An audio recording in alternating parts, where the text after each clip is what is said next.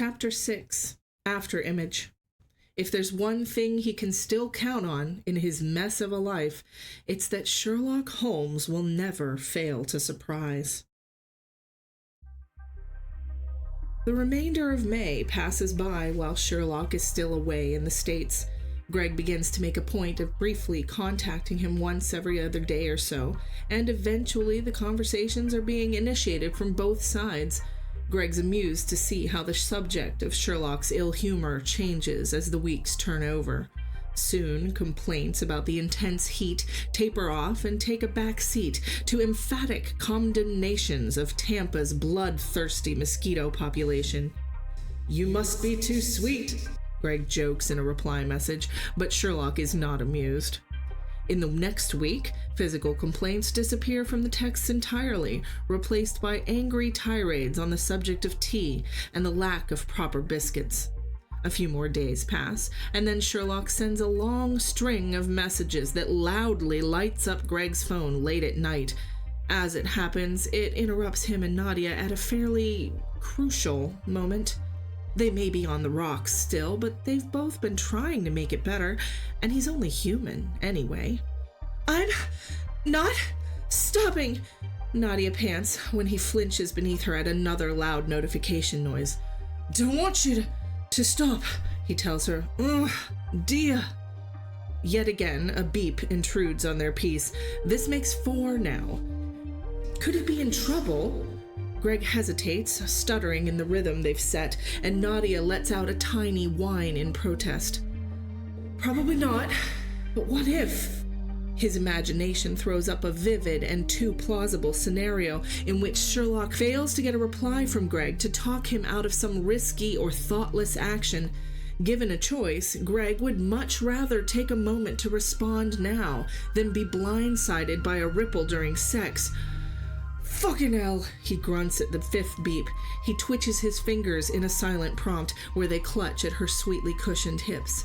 She groans and reluctantly tips to roll sideways. He has to disentangle himself completely from her to find the phone.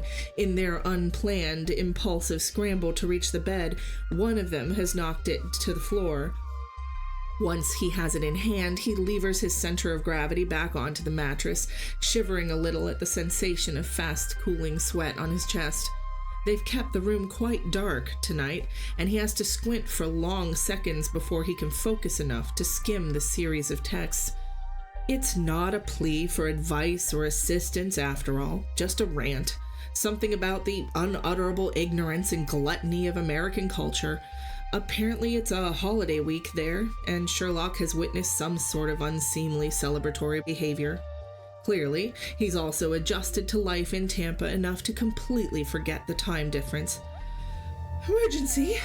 Nadia questions, her voice still strained and breathy beside him. "No, it's fine. Sorry." "If it's not important, why writing back?" "If I don't, Sherlock will just keep on till I do. Trust me, love. It's better this way. I look forward to discussing this at a reasonable hour."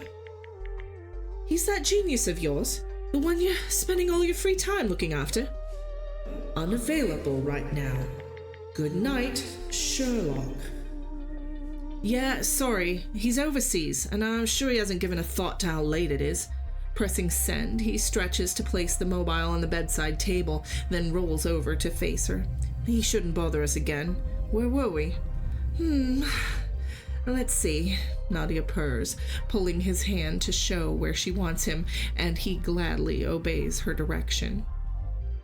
They've lost a bit of ground with the pause, of course, but with diligent effort he soon got her gasping and writhing in pleasure. She mouths at his earlobe, hot breath sending tingling sparks down his spine, and begins to babble a sweet, familiar stream of encouragements. Oh, yes. Oh, it's good. Yes, lover." Lover? She's never called Greg that. Suddenly it all comes flooding back in, the hurt and the turmoil of the past weeks, and he freezes. Before he can even process the wave of emotions, he's moved reflexively to push himself away. I'm sorry. I can't." She pulls back with a low gasp, reaching for the sheet bunched at their feet to drag it tightly around her. "How long?" she asks him. "What?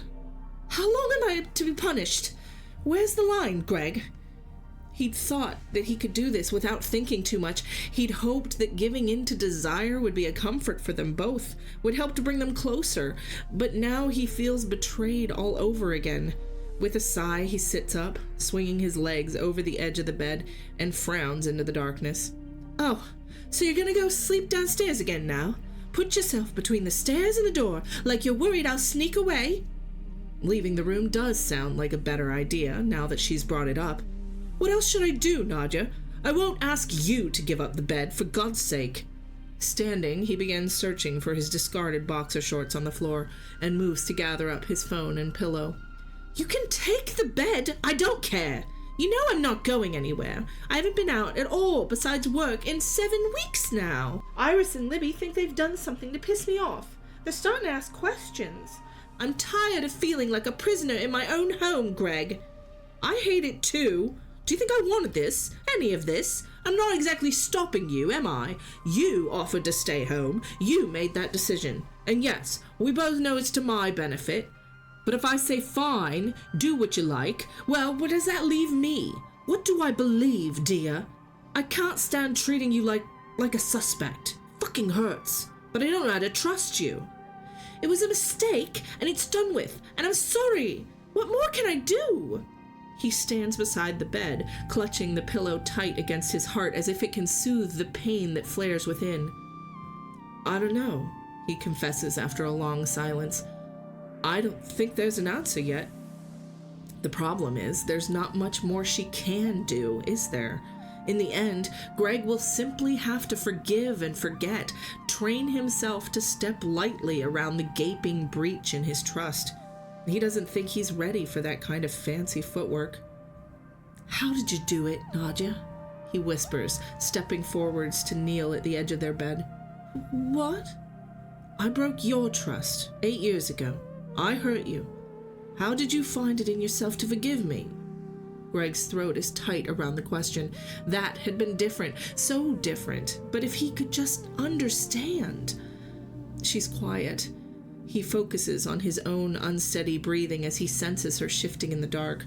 When she answers at last, he can hear the tears in her voice. I didn't, Greg. Not really. I'm sorry."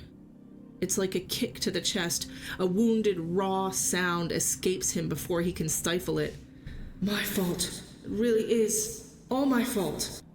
"I do love you," she adds, almost sobbing now. "I do. It was just—" Greg shies away from the touch of her hand, stumbles to his feet again, and steps out of reach. "Yeah," he rasps. "Yeah, okay. Please, stop. Stop. I can't do this. I've gotta— My fault." He turns to the door, desperate to flee before his own tears hit, but he forces himself to pause just before leaving, swallow, and choke out, "I'm sorry, too." By the 1st of June, Greg's managed to gather only a few concrete details about the purpose of Sherlock's extended period abroad. He knows that the case had come to Sherlock through a relative of someone who frequented his odd little website. He knows that it involves an elderly expat upon whom Sherlock has relied for lodging during his stay.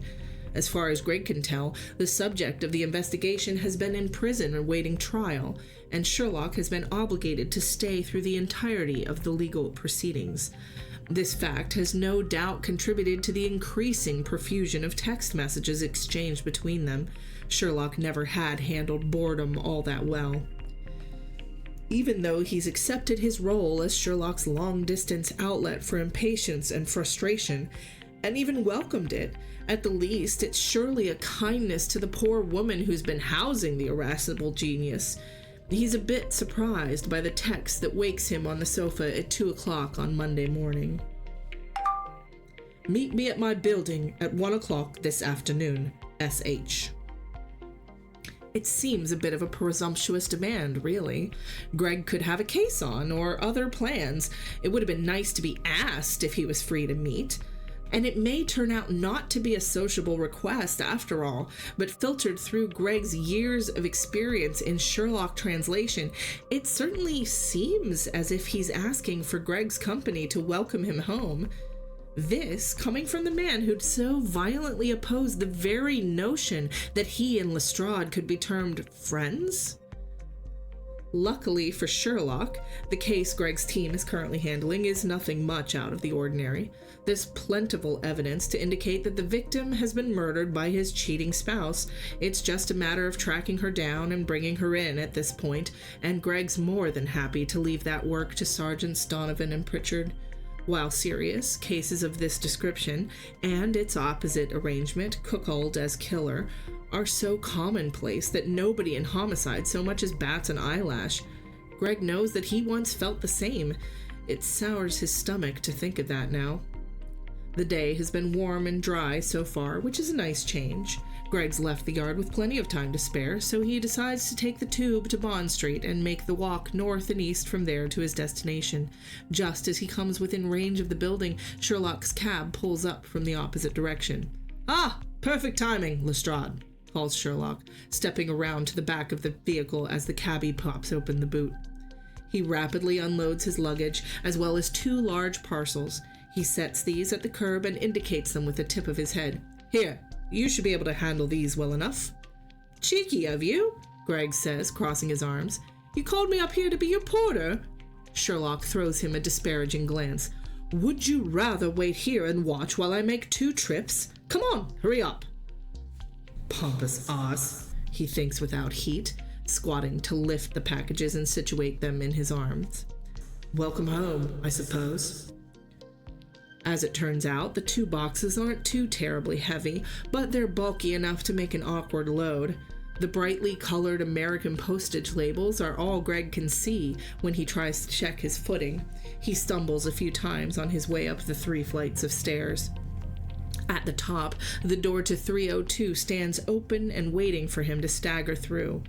"You need to live somewhere with fewer stairs," Greg pants. He lets his burden down beside the door with a thump, thankful to find a clear patch of floor available for the purpose. "And you need more exercise," retorts Sherlock, poking his head briefly out into the main room from the adjoining bedroom. "I'm inclined to agree with you, however. This many stairs are an inconvenience when I'm in a hurry." He continues rambling on, raising his voice to be heard while he bumps about with his suitcases out of sight. "This flat is entirely too small, and too easy for Mycroft's people to access besides. I need something in a building that hasn't already been fully wired for multiple tenants. Something with a bit of privacy. Something with character." "You sound as if you started looking already." "I've got my eye on a possibility, yes. Unfortunately, it might be a while before it comes available. Lunch?" Sherlock emerges wearing a different suit, looking far less the rumpled traveler. "Yeah, okay." Greg opens the door and steps into the hall, but Sherlock makes a discontented sound behind him. "First, one thing." He steps over to the boxes Greg has deposited by the wall, examines the top one very briefly, then extricates the box beneath it in a quick, eager movement. Spinning into the center of the room, he places the parcel atop the clutter on his coffee table and produces a folding knife from somewhere. Moments later, he straightens, triumphantly lifting his prize up and out, a long, dark coat of finely textured wool. Crinkled leaves of tissue paper float unheeded to join the mess on the floor. "Now we can go, Lestrade," he announces, already through the door of his flat and tripping away down the stairs at speed, the coat making a flourishing black pennant behind him as he twirls it to settle over his shoulders. Amused, Greg pulls the door shut and hurries down after him. On the street, it doesn't take long to catch up. Sherlock is energetic as usual, but seems more interested in soaking up the atmosphere of the neighborhood than in simply barreling on. Greg assumes they're on their way towards the Twin Dragon, a little Chinese restaurant Sherlock seems fond of. He's chosen it on most of the very few occasions they've shared a meal. When Sherlock fingers the coat's collar and flips it up experimentally, Greg can't resist commenting, "Well, are you actually cold? It's nearly 16 degrees today." "And I've just spent nearly a month acclimatizing to weather averaging 15 degrees hotter, at least." Sherlock looks over at himself in a shop window and actually does a little preening twirl in front of Greg on the pavement. Besides, the Belstaff cuts a rather striking figure, doesn't it? Greg tries to hold back his affectionate grin, but can't quite manage it. It certainly does suit your new wardrobe, I'll give you that. Who posted it to you? My client. It belonged to her older brother. He moved from London to live with her in his final decade. Apparently, the penchant for world travel he'd indulged as a younger man had later transformed into an enthusiasm for online shopping. They seem to do that quite a bit in Florida. I presume that's due in large part to the general unpleasantness of venturing outdoors. From what I hear, many folks actually enjoy the weather there, Greg comments, smirking. Sherlock sniffs, leaving his opinion of those people unspoken. At any rate, near the end of my stay, she and I spent some time discussing alternate means of recompense, and she suggested I look through Lionel's things.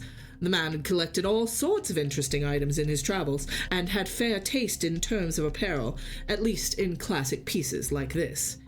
You took a dead man's coat in payment?